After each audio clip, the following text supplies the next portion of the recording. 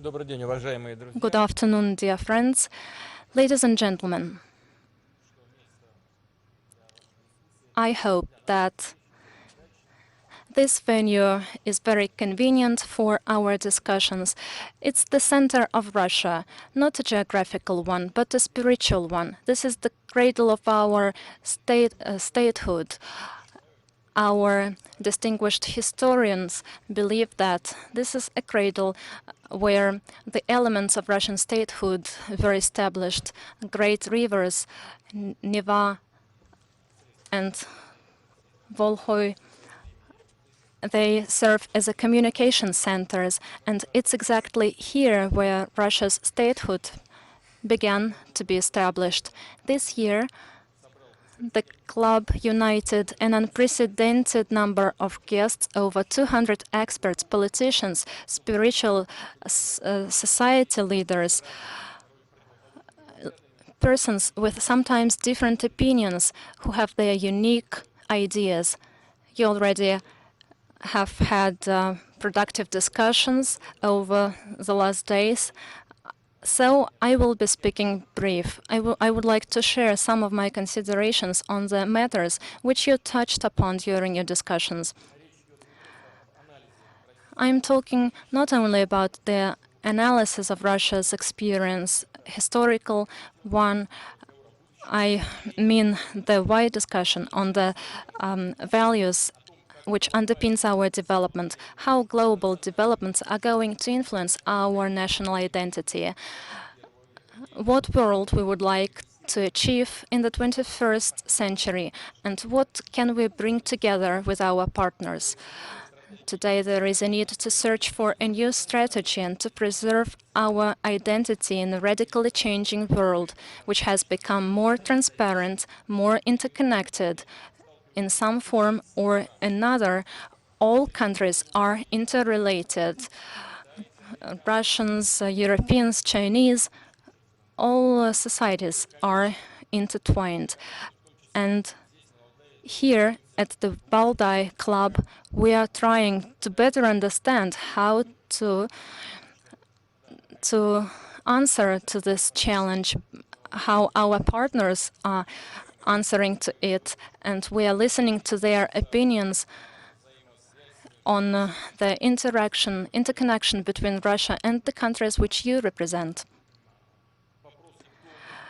The question who we are for us, for Russian citizens, who we would like to be, such questions are sounding ever louder in our society. We are going farther from the Russian Soviet ideology. The proponents of the conservatism, which was applicable up to 1917, are far from the realities as far as the proponents of the liberalism. We need to have connection to go further. Otherwise, we would not be able to withstand challenges and to achieve success in the world of competition. And we're witnessing a new wind of such competition today. The new areas of economic, technological, information aspects are in the competition. Military problems are becoming more acute. The world is becoming more stringent, and sometimes even the basic values are denied. We need to cooperate on economic and political areas, but the most important prerequisite is the quality of persons, the intellectual, the ethical ones, the well-being, the geopolitical cloud are dependent on the population of the country, on how the citizens of this country are united, how they believe in their culture, history and traditions, whether they are united by common goals and responsibility. And in this regard, the issue of strengthening the national identity are of fundamental importance for Russia. Russia is not only under pressure of globalization, but also under the pressure of the consequences of global disasters. As a result, we see the catastrophic blow to the cultural code of the nation. We are facing the disconnection between the traditions and the unity of history, deficit of mutual trust and responsibility. This is the reason for many problems we are witnessing today. The accountability for oneself to the law is not only the basis in the law, but in the ordinary life as well. After 1891, there was an idea that the new ideology is going to be established on its own. Political class and intellectual classes withdrew from this issue. And before, the ideology had a bad flavor. Everybody didn't like to deal with it. Moreover, the ideas based on the national identity were similar to the elite, which liked to steal money. Practice has demonstrated that new ideas are not developed under market rules. If the society is shying away, it is not successful, as well as copying someone else's experience. Such attempts to civilize Russia from outside were not accepted by the majority of our population, because aspiration to independence, moral, intellectual independence and sovereignty is an integral part of our nature. By the way, this approach proves not to be successful in other countries as well. We left behind the times when some governance models could have been established as some computer program. We understand that national identity cannot be imposed from outside. They cannot be based on the monopoly. This structure will not be stable and is very vulnerable. We know this from our own experience. It doesn't have any future. We need creative activities, the unity of ideas and experience. We need to analyze our political cultural traditions from different perspectives, while understanding that they are not some orthodox things, that they are flexible and live organism. Only in this case our identity will be based on a solid foundation, and it will be looking in the future, not in the past. And the questions of ideology and development should be discussed by people of various opinion who should discuss what should be done in order to resolve problems. All of us, Neo-Slavics, all society needs to work on establishing the common values of development. We need to get rid of bad habits, of hatred, renouncing any other opinions. We shouldn't pass the future of the country from one person to another, criticizing everything from the perspective of pessimism. This means that the liberals need to talk with the representatives of the left, and vice versa. The nationalists should recall that Russia was formed as a multi-ethnical and multi-confessional country. And if they contest our identity, if they try to exploit Tatar, Russian, Kazakhs, and any other nationalism and separatism, they follow the way of destroying their genetic code, or in other words, they are destroying themselves. The sovereignty, independence, unity of Russia are undoubtable. They are the red lines which should not be crossed. Given the differences of our opinions and the different discussions, the future will not be successful without participation of all players.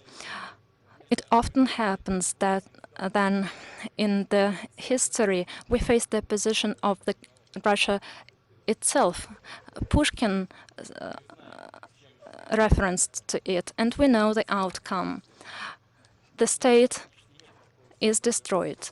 We do not have such a family which was not hurt by the disasters of the last century. and the analysis of various historic developments divide our society. We need to leave this behind. To restore the fabric of the society, we should not be disillusioned any longer. We shouldn't disconnect the generations and going to extremes. It's time to stop noticing only bad things in the history. Critics is necessary, but without self-esteem, without love to the state, these critics will be not productive. We need to take pride in our history, and we have something to be proud of. Without admitting this, there will be no way forward, no development of the society. Yet another challenge to national identity is related to the global developments. Here they are related to moral and geopolitical aspects. We witness many Euro-Atlantic countries are refusing, forgetting their roots, including the values of Christianity, which form the basis of the civilization. They are renouncing any ethical basis, any identity, national, religious, or even gender ones. They are following the policy which equals families with many children and one-gender families. Excesses of political correctness lead us when the parties pursue propaganda of pedophilia. Representatives in many Western countries are afraid of mentioning their gender. They even are canceling some festivities, and they are hiding the basis of such festivities, and they are trying to impose this model to anyone. I am convinced this leads us to degradation and primitivization, to deep moral crisis.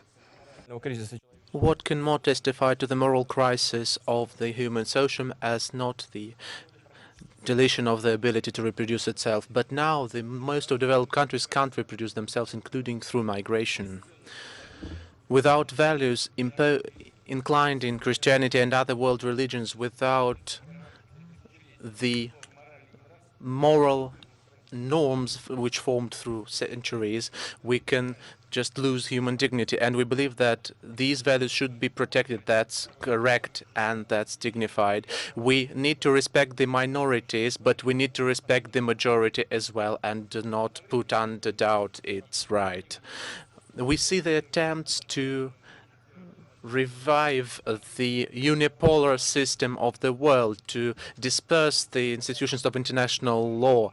And to this unified unipolar world, the independent states are bad. It needs servants. But we cannot refuse to have our historic and identity and face. Russia agrees with those who believe that key decisions should be taken collectively and not by the interest of the single states or groups of states. We believe that international law should be active, not the law of force. We believe that every country and every nation is not exceptional, but it's unique and has equal rights, including the right to independent choice of its development. That is our concept, and we have taken it from our own historic destiny and from the role of Russia in the world policy. Our current opposition has deep historic roots. Our current position has deep historic roots, and Russia was developed through diversity, harmony, and balance, and it brought such balance into the outer world.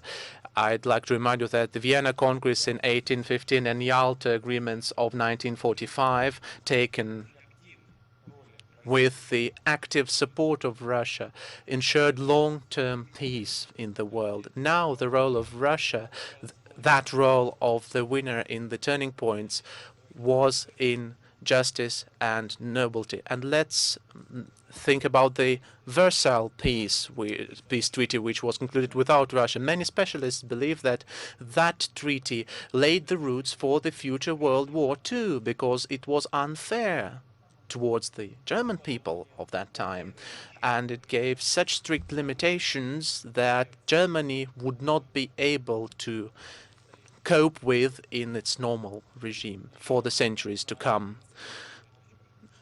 Another principal view in the European countries and a number of other countries, the so-called multiculturalism, which has been brought artificially from outside, is now being placed under doubt. And that is understandable because in the basis of that, there is the payback for the colonial past. It is not by chance that politicians and social activists of Europe are speaking about the failure of multiculturalism, that it can't integrate many cultures. But in Russia, which used to be called the prison for the peoples earlier,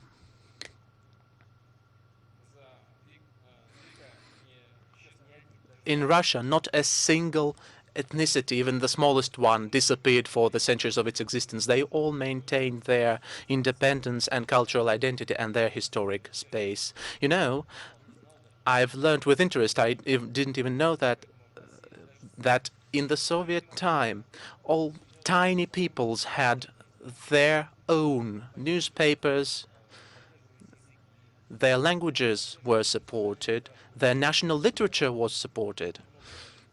And by the way, a lot of things which were done then, I believe, should be returned in that connection. We have also accumulated rich experience of inter-influence, inter-enrichment of different cultures. That is polycultural character and poly-identity character. It is in our historical code.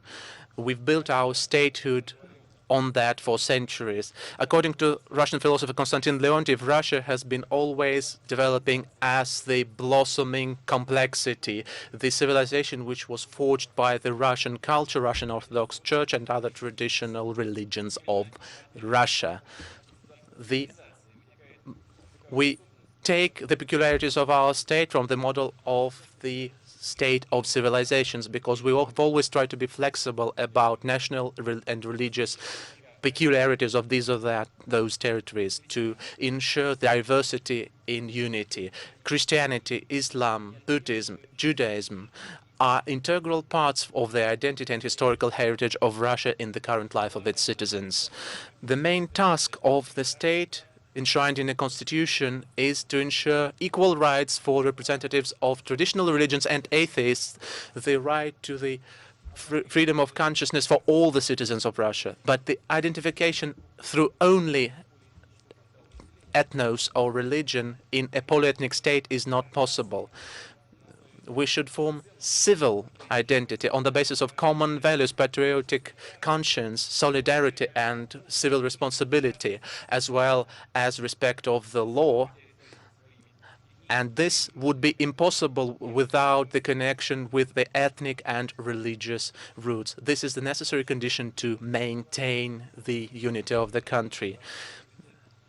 Thus, we will politically and conceptually form the ideology of the national development and put it forward for further discussions, including with your participants, distinguished colleagues. But we believe that all our philosophy should be based on the development of a person, of an individual that is moral, spiritual, intellectual, and others. Famous Russian writer Solzhenitsyn in the beginning of the 90s called this as the main goal of development. We have to admit we haven't yet managed to fully break the negative tendencies, but we have just took one step back from the dangerous red line of losing national potential. The value of single human life in the history of our country for many times was not very large and very important, because the goal was put forward as the main priority. But now we can't throw into the fire millions of people. We have to use everyone. We have to care about everyone. People, not the nuclear weapons or resources, would be the main power of Russia for the centuries to come. And for upbringing of the personality and the patriot. We need to restore the role of the great Russian history, literature, and culture. They should become the main source for the national identity understanding. And here a lot depends on the pedagogical staff and pedagogical community, which is the main preserver of the common national values, ideas, and beliefs. This community speaks in the same language, the language of science, knowledge, and upbringing and education on the large territory from Kaliningrad to Vladivostok. And thus this community, pedagogical community, teacher community, on the whole, generally speaking, forges the country together. And the support of this community is one of the most important steps on the way to the prosperous and strong Russia. I'd like to highlight, without concentrating on healthcare and the education of the people, without restoring the confidence in the society, we would lose the historic competition. The citizens of Russia should feel themselves responsible hosts of their country, their territory, their small motherland, their property, and their life. A person, a citizen who can manage his own affairs himself and who can cooperate with those equal to him is important. And the best school for the citizenship and citizenhood is the local authority and NGOs.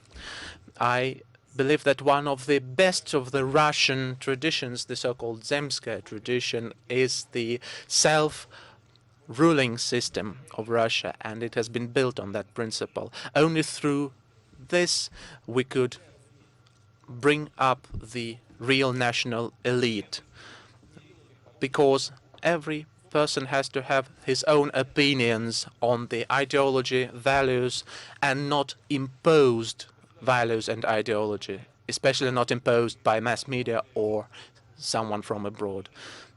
We need to understand who we trust, and that is a normal world practice. That is why we've adopted new legislation which makes the NGO activities more transparent. Speaking about any reforms, we must remember that our country is not Moscow or St. Petersburg only. By developing Russian federalism, we need to base on our own historic experience and use flexible and diverse models. In the Russian federalism, we have enshrined great potential, and we need to learn how to use it well, without forgetting the most important thing, the development of the regions and their independence should work for creating equal opportunities for all the citizens of Russia without account of the place of their living. It should be aimed at destroying the disbalances in the development of the regions of the country and thus strengthening the unity of the country. Of course, that's a difficult task because those regions for decades or centuries were developing not equally. I'd like to mention one more topic. The 21st century is the century of great changes, or the era, the aeon of forming great geopolitical territories, organizational, financial, economic, and military. That is why our priority is the close integration with our neighbors. The first Eurasian Economic Union, which we've been speaking a lot about for the last time, that's not just the number of agreements which are mutually good for us. That is preserving the identity of the Eurasian territory in the new century, in the new world. The Eurasian integration is the chance for all the post-Soviet space to become an independent center for global development and not a periphery for Europe or for Asia. I'd like to highlight that the Eurasian integration would be built on the diversity system.